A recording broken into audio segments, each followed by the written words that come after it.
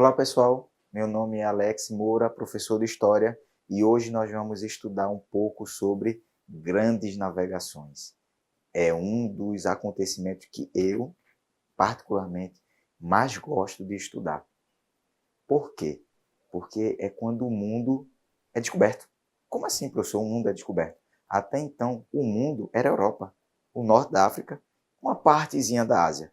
Mas o restante dele, o restante da África, as Américas e tantos outros lugares fantásticos do mundo, o europeu não conhecia. E aí descobriram. Como foi esse processo? Como isso começou? Por que os europeus sentiram essa necessidade de se expandirem? A gente vai falar sobre isso agora.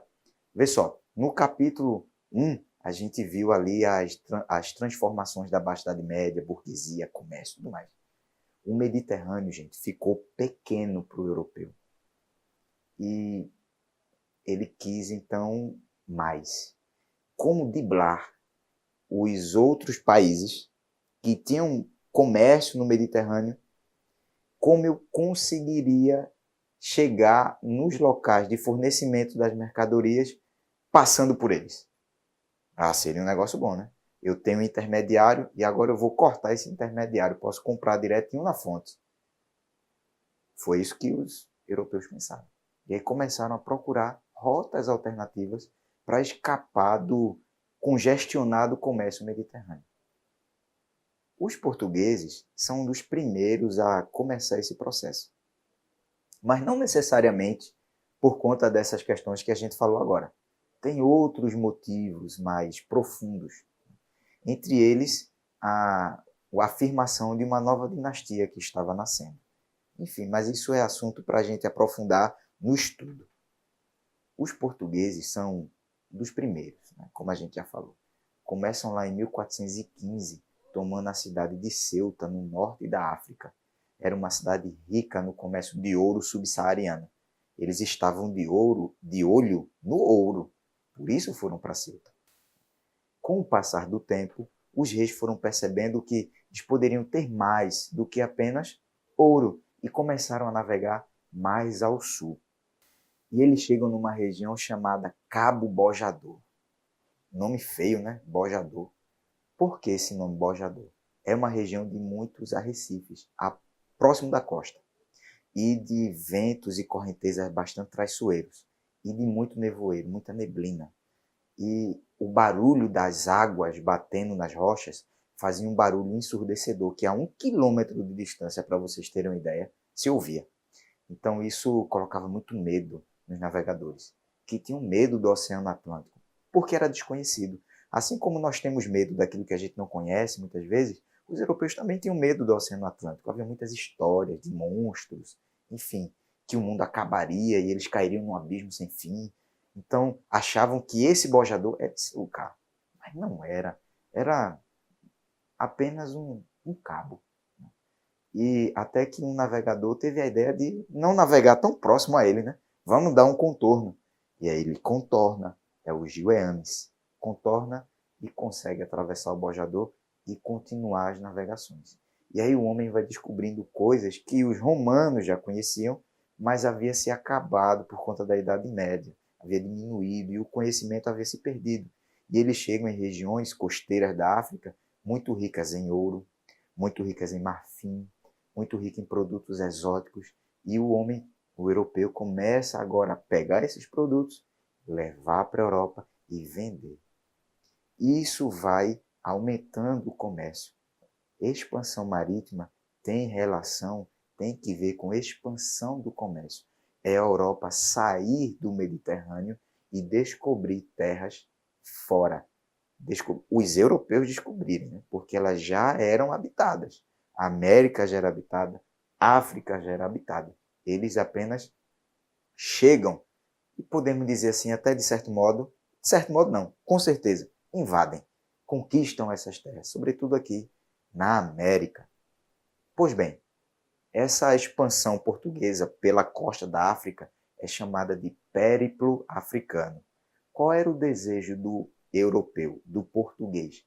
Chegar nas Índias, no país que hoje a gente chama de Índia.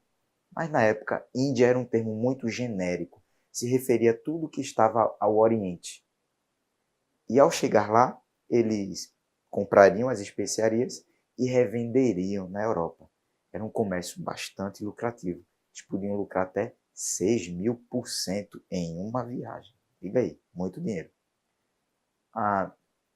Com isso, o interesse de várias nações se intensificou. Não só os portugueses entraram na expansão marítima.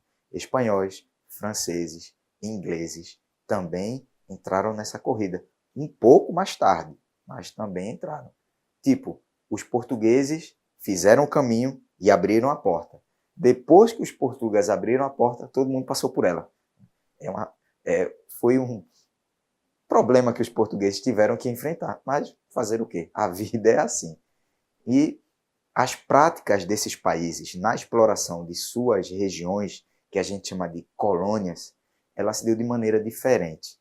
Cada um tinha um jeito de explorar, mas todos eles tinham um arcabouço comum, que a gente chama de mercantilismo. São práticas econômicas, não é um sistema econômico como o capitalismo, por exemplo, mas são um conjunto de práticas que se diferenciam. Cada país europeu dá ênfase diferente. E é a política dos reis absolutistas, que a gente já falou no capítulo passado e no vídeo passado sobre isso. E nesse a gente aprofundou a questão do absolutismo. O rei, ele vai ter plenos poderes. Ele vai poder interferir na economia, na justiça, nas leis, na criação das leis, na execução das leis. Ele vai ter plenos poderes. Isso vai ser justificado. Vai haver a justificativa pelo direito divino. O rei reina porque Deus quer, e contra ele é ir contra Deus. Então, é melhor a gente ficar e obedecer. Essa era a ideia, né? Também vai haver a justificativa de que o rei reina porque ele é a cabeça do corpo social. E sem ela, a sociedade não funciona. Sem a cabeça, o corpo não vive. Então, era o rei. O rei era o cabeça do corpo social. Essa teoria é construída pelo inglês Thomas Hobbes. Ele cria a ideia do Leviatã. O nome do livro é o Leviatã. E a frase mais conhecida que sintetiza esse pensamento é: o homem é o lobo do homem. Ou seja, o homem a si mesmo se destrói se ele não tiver limites. E quem impõe esse limite é o Estado, personificado no rei. Então, cria-se uma justificativa para o absolutismo. E esses reis absolutistas vão agora ter mecanismos econômicos para explorar o seu país e as suas regiões de conquista. Nós podemos aqui falar de 5 pontos bem básicos. Metalismo: quanto mais ouro, metais preciosos eu tiver guardado para fazer moeda, mais rico é o meu país. Protecionismo: eu tenho que proteger o meu mercado interno. Ou seja, os produtos estrangeiros devem ser mais caros do que os produtos nacionais, para que as minhas manufaturas, produção manufatureira, sejam protegidas e elas possam ser consumidas pela minha população. Então, eu não vou precisar importar caderno, importar lápis, porque isso eu produzo aqui. Só um exemplo bem pão com manteiga. Outro que a gente pode falar é o colonialismo, ou seja, ter colônias nessas terras que eles conquistaram e invadiram na expansão marítima. Vão fundar colônias formais, onde virá uma pequena população europeia que vai ali se instalar e passar a explorar as riquezas da região. E um último que nós podemos dizer que é uma das principais características, ou a principal característica do mercantilismo, é o intervencionismo estatal. Ou seja, o rei pode interferir na economia. E como o rei interfere na economia? Taxando, criando preço, tabelando preço, criando monopólios. E o que seria monopólio? Bem rapidamente, seria uma pessoa ou um grupo delas ter o privilégio de somente elas produzirem ou comercializarem determinado produto. Isso é monopólio. Então, o rei poderia ter isso nas suas mãos. Isso dava muito poder ao rei de barganha, de comercializar com a burguesia, de comercializar com a nobreza. Mas comercializar o quê?